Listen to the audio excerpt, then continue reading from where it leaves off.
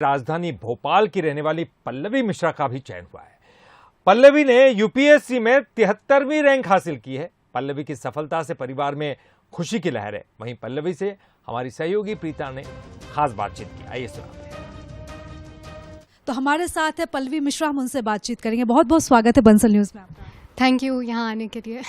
तो बातचीत की हम शुरुआत करेंगे और सबसे पहले आपसे जानना चाहेंगे कि आपकी ये जर्नी कैसे शुरू हुई। मुझे लगता है कि सबसे पहले मेरा जिस तरीके से बचपन हुआ है, जिस माहौल में मैं बड़ी हुई हूँ, मेरे नाना जी, मेरे माता पिता, मेरे चाचा चाची, इन सभी ने हम सभी बच्चों को बहुत वैल्यू सिस्टम के हिसाब से बड़ा करा है।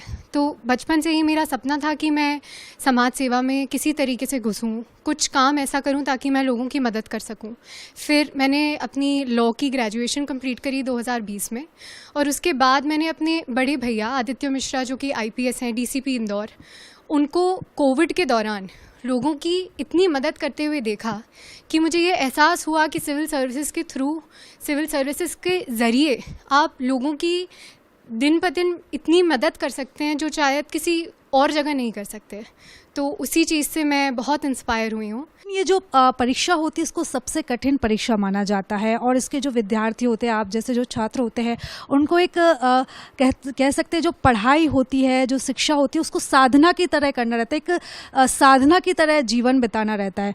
तो आपकी इस यात्रा के बारे में जानेंगे कि किस तरह की आपकी दिनचर्या रहती थी, किस तरह से आप पढ़ाई करती थी, किस तरह से आपका टाइम मैनेजमेंट रहता है। मैंने शुरुआत में जो गलतियाँ करी थी, मैं चाहूँगी कि कोई और ना करे।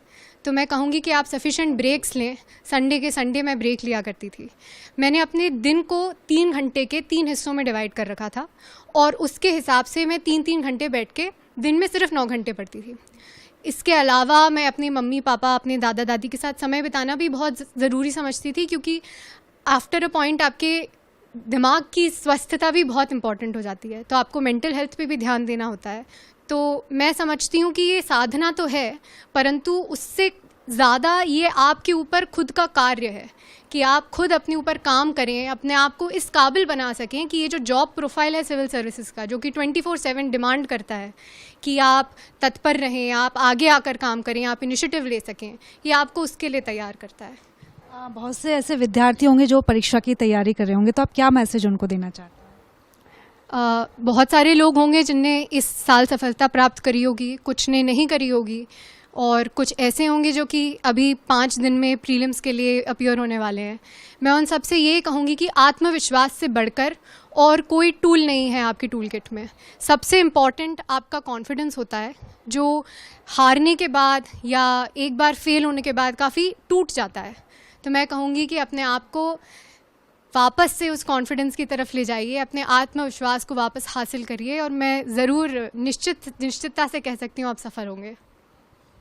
तो ये थी हमारे साथ पल्लवी मिश्रा, जिन्होंने ये मंत्र दिया है कि आत्मविश्वास ही सबसे बड़ा टूल होता है। कैमरामैन नागेंद्र के साथ मैं प्रीता उपाध्याय, दीक्षित, बंसल न्यूज़, भोपाल।